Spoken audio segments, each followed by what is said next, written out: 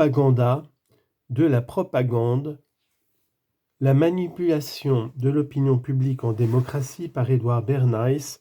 6. La propagande et l'autorité politique.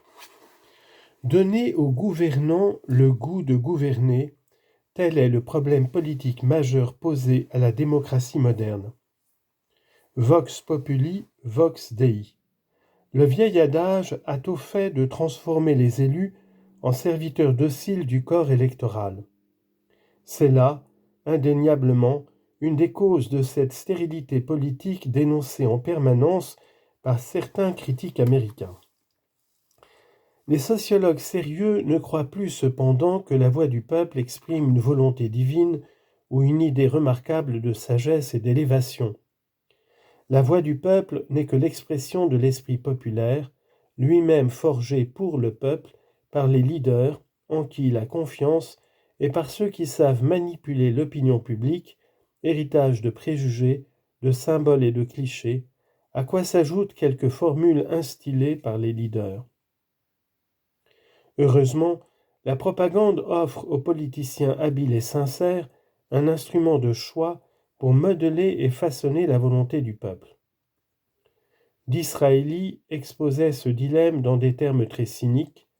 « Je dois suivre le peuple, ne suis-je pas son chef ?» Il aurait aussi bien pu ajouter « Je dois guider le peuple, ne suis-je pas son serviteur ?» Malheureusement, les méthodes qu'appliquent les hommes politiques contemporains pour s'adresser au grand public sont aussi archaïques que celles des publicités commerciales du début du siècle, et aussi peu efficaces que celles-ci le seraient aujourd'hui.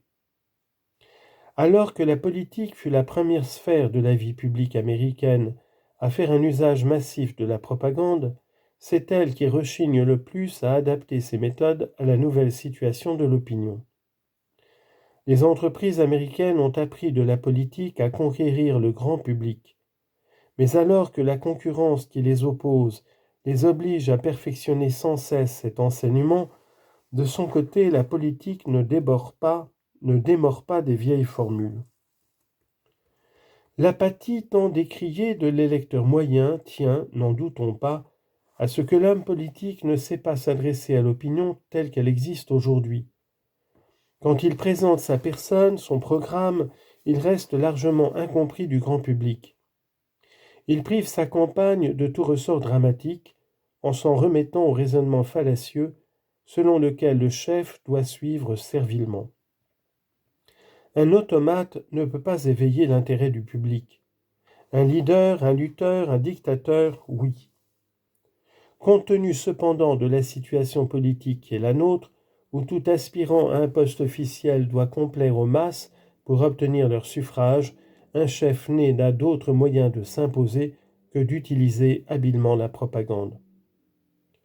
Employée à cette fin, et soigneusement ajustée à la mentalité des masses, la propagande devient un auxiliaire indispensable de la vie politique, qu'il s'agisse d'être élu à une charge, d'expliciter et de populariser des questions neuves, de faire de l'administration quotidienne des affaires publiques un élément vital de la vie collective.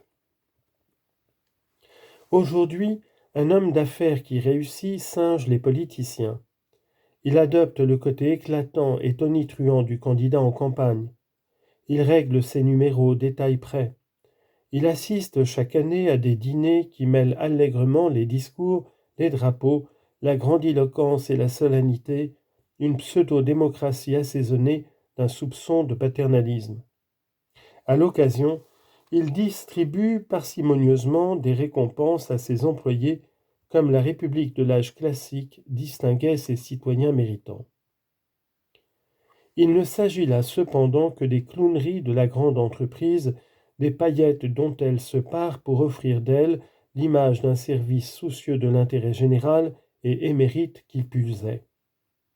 C'est au mieux une des nombreuses recettes qu'elle applique pour stimuler l'enthousiasme et la loyauté de ses directeurs, de ses employés, de ses actionnaires et du grand public des consommateurs. Une méthode qu'elle met en œuvre pour fabriquer et vendre ses produits aux citoyens ordinaires.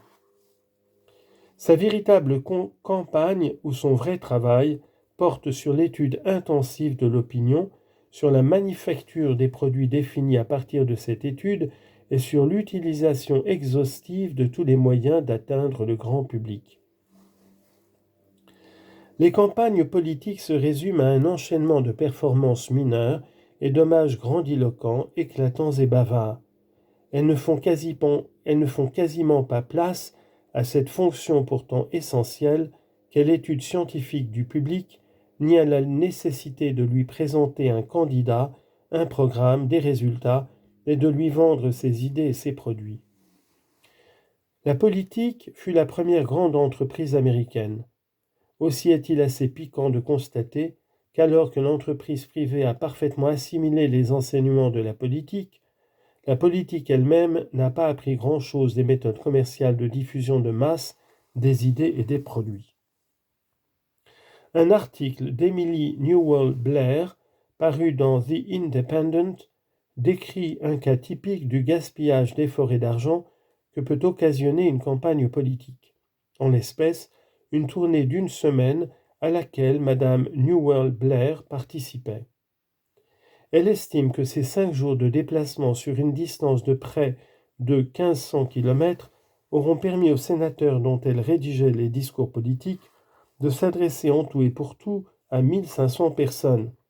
Des gens que ce labeur acharné aura peut-être, mais rien n'est moins sûr, convaincus de voter autrement. Le coût de l'appel lancé à ses électeurs s'établirait selon elle, étant entendu qu'elle calcule le temps passé sur une base très raisonnable, à 15,27 $ par suffrage, susceptible de basculer en faveur du candidat.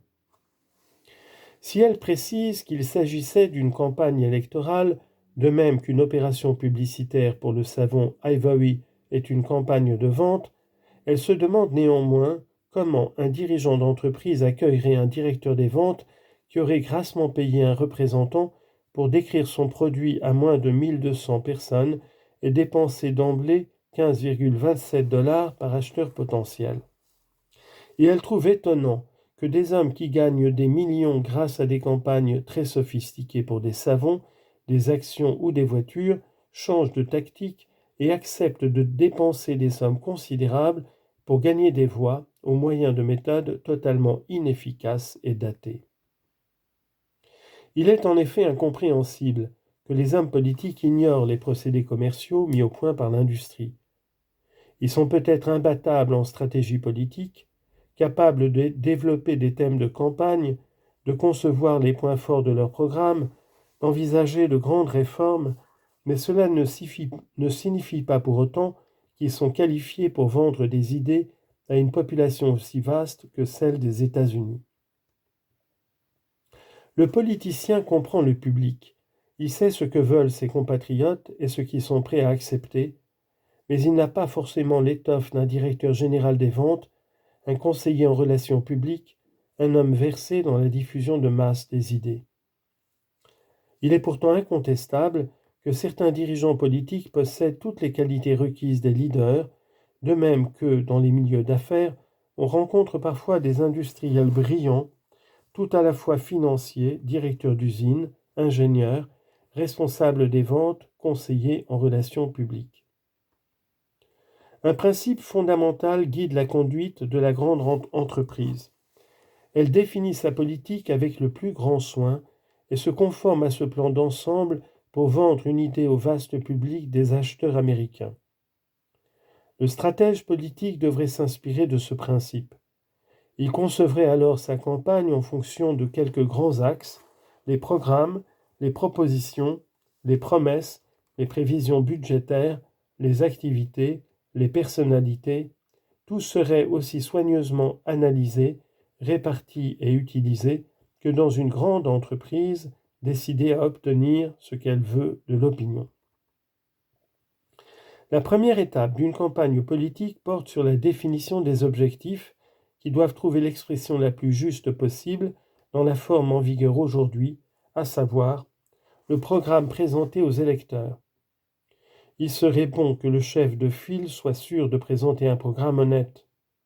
Si l'on veut en effet que l'opinion ne prenne pas les promesses de campagne à la légère, il faudrait les étayer au moins en partie sur les principes de garantie et de rentabilité financière que toute institution commerciale honorable applique à la vente de ses produits. Nos concitoyens se méfient de l'activité promotionnelle qui entoure la campagne. Il serait abusif d'en déduire qu'ils considèrent les politiciens comme des gens sans honneur, mais cela en dit long sur la nature éphémère des promesses électorales. L'opinion en tout cas n'a guère de doute à ce sujet, et le parti qui souhaite rassembler les suffrages aurait tout intérêt à en tenir compte.